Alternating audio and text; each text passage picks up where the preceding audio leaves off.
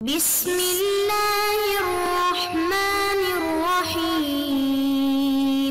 السلام علیکم ورحمۃ اللہ وبرکاتہ۔ بسم اللہ الرحمن الرحیم۔ عزیز طلباء کرام، ایم.اے اسلامیات کی مضمون اسلام اور سائنس کا آج ہمارا سبق نمبر 21 ہے، جس کا عنوان ہے عمر خیام کی سائنسی خدمات۔ آج انشاءاللہ بالتفصیل عمر خیام کی ہم سائنسی خدمات پر تفصیلی روشنی ڈالیں گے اور دیکھنے کی کوشش کریں گے کہ کن کن مضامین میں عمر خیام نے خدمات سر انجام دی ہیں۔ بالخصوص دو جہات سے ہم ان کا تعارف ضرور کریں گے، ان کی خدمات کو دیکھیں گے کہ ایک تو یہ شاعر تھے، شاعر ہونے کی وجہ سے ان کی کون سی خدمات ہیں، اور ایک یہ سائنسدان بھی تھے، سائنسدان ہونے کے اعتبار سے ان کی کون کون سی خدمات ہیں، بالتفصیل دونوں جہات سے ہم دیکھیں گے۔ تو سب سے پہلے ہم گزشتہ سبق کا خلاصہ دیکھتے ہیں۔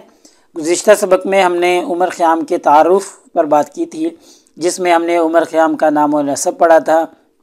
ایسے ہی پھر ہم نے عمر خیام کی پیدائش کے بارے میں، تاریخ پیدائش وغیرہ پر گفتگو کی تھی۔ ایسے ہی تعلیم و تربیت کے حوالے سے ہم نے بات کی تھی کہ انہوں نے تعلیم و تربیت کہاں سے اور کس طریقے سے حاصل کی تھی، اور پھر ہم نے ان کے اسفار اور ان کی زندگی کے مختلف واقعات ذکر کیے تھے جن سے ان کی شخصیت ابھر کر ہمارے سامنے آتی ہے، اور آخر میں پھر ہم نے ان کی تاریخ وفات اور جائے وفات پر بات کی تھی۔ حمید عسکری کے بیان کے مطابق انہوں نے جو اپنی کتاب میں لکھا ہے، اس کی روشنی میں ہم نے ان کی تاریخ وفات پر گفتگو کر لی تھی۔ تو انشاءاللہ آج کے اس سبق میں ہم سب سے پہلے عمر خیام کی تصانیف دیکھیں گے کہ انہوں نے کون کون سی اہم تصانیف تحریر فرمائی ہیں۔ ایسے ہی ان کی علمی قابلیت پر گفتگو کریں گے، اور پھر ان کے علمی اور سائنسی جو کارنامے ہیں، علمی اور سائنسی جو خدمات ہیں، ان کو بھی تفصیل دیکھنے کی کوشش کریں گے۔ ہم دیکھیں گے علم فلکیات میں ان کی کون سی خدمات رہی ہیں، علم ریاضی میں ان کی کون سی خدمات ہیں، ایسے ہی علم فلسفہ میں ان کے خدمات پر تبصرہ کرنے کی کوشش کریں گے، اور آخر میں ہم عمر خیام کی جو رباعیات ہیں ان رباعیات پر گفتگو کریں گے۔ چونکہ یہ شاعر بھی تھے تو شاعر ہونے کے اعتبار سے ان کی رباعیات کو بہت زیادہ اہمیت ہے، جن کا ترجمہ بھی مختلف زبانوں میں ہو چکا ہے، وہ آج بھی اتنی ہی اہمیت کی حامل ہیں جتنی کہ اس وقت تھیں۔ تو چلیے سب سے پہلے ہم دیکھتے ہیں ان کی تصانیف۔ تو سب سے پہلے ہم ان کی پہلی تصنیف مکعبات پر بات کرتے ہیں۔ تو یہ مکعبات انہوں نے تصنیف کی تھی، یہ ان کی سب سے پہلی تصنیف ہے، جس کے بارے میں ہم کچھ تذکرہ پچھلے سبق میں بھی کر چکے ہیں کہ جب وہ نیشا پور میں مقیم تھے، اقامت کے دوران انہوں نے یہ کتاب لکھی تھی، اور جب نیشا پور کے حکمرانوں کو یہ پیش کی گئی تو انہوں نے کوئی اس کی طرف توجہ نہ دی اور کوئی عزت افزائی نہیں کی مصنف کی، تو جس کی وجہ سے مصنف دل برداشتہ ہو گئے۔ تو اسی کے بارے میں حمید عسکری اپنی کتاب نامور سائنسدان میں لکھتے ہیں کہ عمر خیام نے نیشا پور میں اپنی تعلیم کی تکمیل کے بعد ریاضی پر ایک کتاب مکعبات کے نام سے لکھی، جس میں اس نے جذر 2 اور جذر المکعب 3 کے علاوہ 4، 5، 6 نکالنے کے طریقے درج کیے، لیکن نیشا پور میں ارباب اقتدار نے اس کتاب یا مصنف کتاب کی طرف کوئی توجہ نہ کی، تو رؤسائے وطن کی اس ناقدر دانی سے اس کا دل کھٹا ہو گیا، اور اس نے ترکستان کے دارالسلطنت سمرقند جانے کا فیصلہ کر لیا، جہاں اسے توقع تھی کہ اسے علم کی قدر کی جائے گی۔ تو پھر ہوا بھی ایسی کہ جب یہ نیشا پور کو چھوڑ کر سمرقند چلے گئے تو وہاں واقعی ہی ان کی جو علم کی اور ان کی تحقیقات کی قدر کی گئی، اور وہاں پر جا کر انہوں نے اپنی ایک دوسری کتاب جبر و مقابلہ تحریر فرمائی، اور یہ جو وہاں آپ کے بڑے تھے یا حکمران تھے ان کو پیش کی گئی، تو انہوں نے واقعی آپ کی حوصلہ افزائی کی، اور اس کتاب کے لکھنے کی وجہ سے آپ بادشاہ کے قریب بھی ہو گئے تھے، اور اس کتاب کو انہوں نے اپنے کرم فرما ابو طاہر کے نام سے ہی معنون کیا تھا، چونکہ ابو طاہر جو تھے وہ بادشاہ کے بہت قریبی تھے، اور ابو طاہر کے کہنے پر ہی انہوں نے یہ کتاب لکھی تھی، اور جس کی وجہ سے آپ کی بڑی عزت افزائی کی گئی، بادشاہ نے بھی کی، بادشاہ کے آپ قریب بھی ہو گئے، اور ابو طاہر نے بھی بڑی حوصلہ افزائی آپ کی فرمائی تھی۔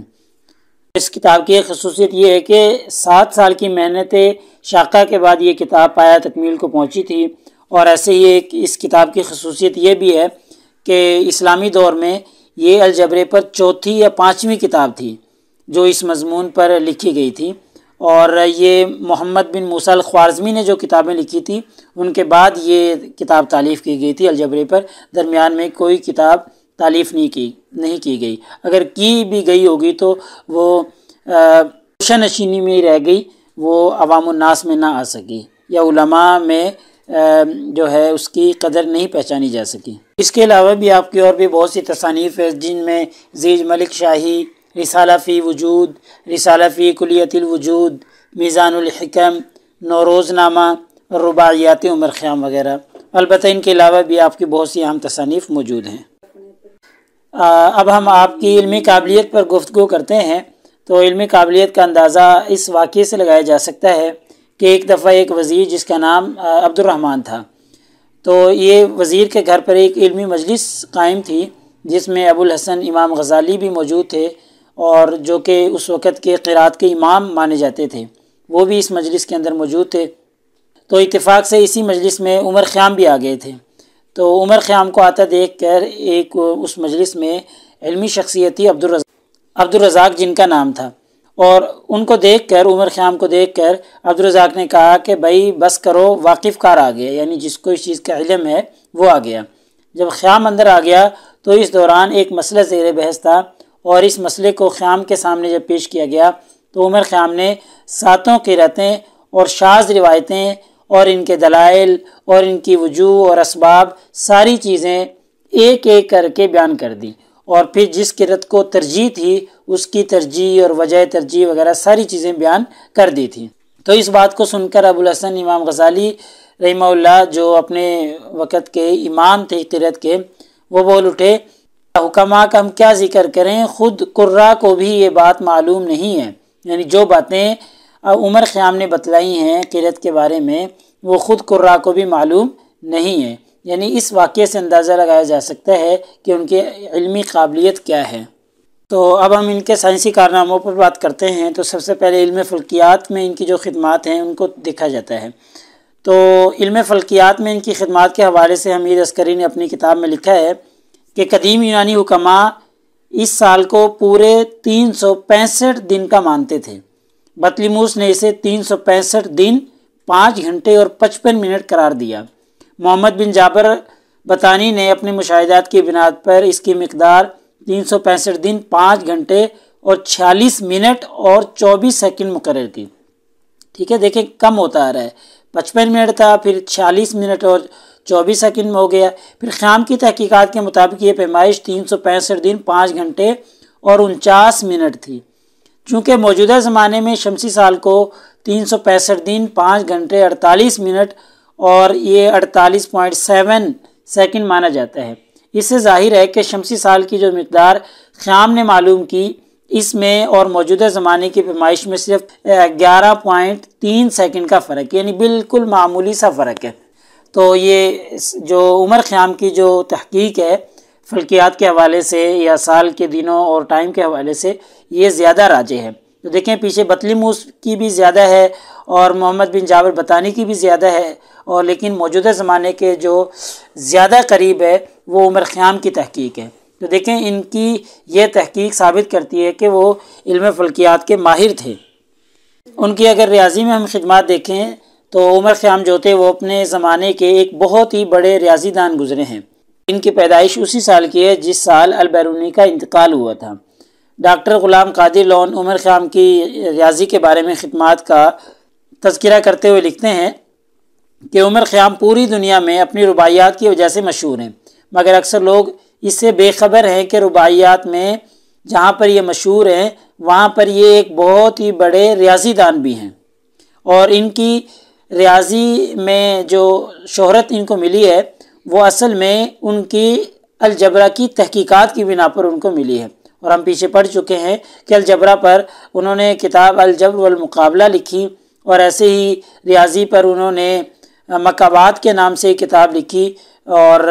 جو کہ مساواتوں پر مشتمل تھی۔ تو اس طریقے سے یہ ان کی خدمات ہیں ریاضی میں کہ انہوں نے 2 بڑی کتابیں ریاضی کے موضوع پر تصنیف کی ہیں۔ یہ علم فلسفہ میں خدمات کے حوالے سے غلام قادر لون لکھتے ہیں کہ عمر خیام کے ان رسالوں کے ترجمے انگریزی زبان میں شائع ہو چکے ہیں، یعنی جو رسالے انہوں نے لکھے تھے ان کے انگریزی زبان میں ترجمے شائع ہو چکے ہیں۔ ایک ترجمہ دی الجبرا آف عمر خیام کے عنوان سے 1931 میں نیو یارک سے شائع ہوا، جس کے مترجم ڈاکٹر سکارس ہیں۔ دوسرا ترجمہ general of Royal Asiatic society of Bengal میں 1950 عیسوی میں شائع ہوا۔ الجبرے پر ان کے پہلے رسالے کا ترجمہ انگریزی میں ایک رسالے میں 1961 میں شائع ہوا۔ ترجمہ ارامر موئز نے کیا۔ خیام کی بعض دوسری تحریروں کے ترجمے بھی ہوئے۔ روسی زبان کو چھوڑ کر 2 تحریروں کو چھوڑ کر سب کا ترجمہ کیا گیا ہے۔ یہ ان کی کتاب مسلمانوں کے سائنسی کارنامے سے یہ اقتباس اٹھایا گیا ہے۔ تو یہ ان کی خدمات کے حوالے سے ڈاکٹر قادر لو نے لکھا ہے۔ اگر ہم خیام کی رباعیات کا جائزہ لیں تو عمر خیام در حقیقت پیشہ ورانہ شاعر تو نہ تھے، بلکہ وہ اپنی تحقیق سے تھک کر، زندگی سے اکتا کر انہوں نے شاعری شروع کی تھی۔ ہم نے پیچھے پڑھا ہے ان کے تعارف میں کہ وہ ہر چیز سے بے نیاز ہو کر گوشہ نشینی کی زندگی اختیار کی انہوں نے، اور اس وقت انہوں نے شاعری کی تھی۔ یورپی ناقدین نے غلط طریقے سے عمر خیام کو سمجھا ہے، اور انہوں نے یہ غلطی کی ہے کہ وہ کہتے ہیں کہ جی عمر خیام تو صرف عیش و عشرت اور نشاط اور ساغر و مینا کا شاعر تھا بس، اور اس کے علاوہ کچھ نہیں تھا۔ حالانکہ جو خیام کی شاعری ہے وہ ایک ایسے شخص کی شاعری ہے جس کے دل اور جان اور روح سے ان کی شاعری نکل رہی ہے۔ ایسا نہیں کہ بس سرسری سی انہوں نے شاعری کی ہو، حقیقت میں وہ سائنسدان نہیں، بلکہ انہوں نے دل و روح سے اپنی شاعری کی ہے اور اشعار کہے ہیں، جیسا کہ دنیا کی بے ثباتی میں انہوں نے اشعار پڑھے ہیں، تو ان سے معلوم ہوتا ہے کہ واقعی انہوں نے یہ الفاظ ان کی روح اور دل سے نکل رہے ہیں۔ ایسے ہی خیام کی رباعیات کے دنیا کے مختلف زبانوں میں ترجمے بھی ہو چکے ہیں، اور خیام کی رباعیات کا انگریزی ترجمہ جیرالڈ نے کیا تھا 1959 میں، جو کہ لندن سے شائع بھی ہوا تھا۔ اس کتاب میں انہوں نے ان کی 75 رباعیات کو شامل کیا تھا اور 75 رباعیات کا ترجمہ کیا تھا۔ اس کے علاوہ اور بھی بہت سی زبانوں میں ان کی رباعیات کے ترجمے ہو چکے ہیں، اور ایسے ہی ان کی جو رباعیات ہیں وہ کچھ ممالک کے نصاب میں بھی شامل ہیں۔ عمر خیام کی جو رباعیات ہیں وہ اس قدر مقبول ہیں کہ ان کے جو تعریف کرنے والے لوگ ہیں، ان کو پڑھنے اور سمجھنے والے جو لوگ ہیں، انہوں نے لندن میں 1892 میں ایک کلب قائم کیا تھا جس کا نام انہوں نے عمر خیام کلب رکھا تھا۔ اور ایسے ہی صرف لندن میں ہی نہیں بلکہ اور بھی ممالک میں، امریکہ میں بھی اس طرح کے کلب قائم ہو چکے ہیں جن کا نام انہوں نے عمر خیام کلب رکھا تھا۔ ان کی خدمات کا اعتراف کرتے ہوئے مختلف ملکوں میں مشترکہ کوششوں سے نیشا پور میں ان کے مقبرے پر ایک شاندار عمارت تعمیر کی گئی ہے۔ یہ تصویر میں آپ دیکھ سکتے ہیں۔ تو یہ مختلف ممالک نے کوشش کی ہے اور پھر یہ نیشا پور میں ان کے مقبرے پر یہ شاندار عمارت بنائی گئی ہے۔ کیوں ایسا کیا گیا ہے؟ کیونکہ لوگ ان کی رباعیات کے تعریف زدہ ہیں اور ان کی جو کوششیں ہیں ان کو تسلیم کرتے ہیں اور ان کی اہمیت کو سمجھتے ہیں، اور یہ دوسرے ممالک نے جو ان کی کوششوں کو سمجھا ہے وہ ان کی عظمت کی دلیل ہیں۔ لہٰذا ہمارے آج کے اس سبق کا خلاصہ یہ نکلا کہ آج کے اس سبق میں ہم نے عمر خیام کی تصانیف پر گفتگو کی ہے، ایسے ہی ان کی علمی قابلیت کو دیکھا ہے، اور پھر ان کے علمی اور سائنسی کارناموں پر ہم نے تفصیلی گفتگو کی ہے، جس میں علم فلکیات میں ان کے کارنامے ہم نے دیکھے ہیں، علم ریاضی میں ان کے کارنامے دیکھے ہیں، علم فلسفہ میں جو ان کی خدمات ہیں، اور ایسے ہی خیام کی جو رباعیات ہیں ان کے بارے میں ہم نے تفصیل سے تبصرہ کر لیا ہے۔ پیپر میں پوچھے جانے والے سوالات سے متعلق اگر ہم گفتگو کریں تو ایک سوال یہ ہے کہ جی عمر خیام کے کارناموں پر نوٹ لکھیں۔ ایسے ہی ایک اور سوال یہ بھی پوچھا جاتا ہے کہ علم ریاضی میں عمر خیام کی خدمات کا جائزہ لیں۔ تو اگلے سبق نمبر 22 میں انشاءاللہ ہم ابو القاسم زہراوی کا تعارف پڑھیں گے۔ جزاکم اللہ خیر۔ السلام علیکم ورحمۃ اللہ وبرکاتہ۔ اللہ پاک آپ سب لوگوں کا حامی و ناصر ہو۔ اگلے سبق تک اجازت چاہتا ہوں۔ اللہ تعالیٰ آپ سب لوگوں کو کامیابیاں اور ترقیاں نصیب فرمائے۔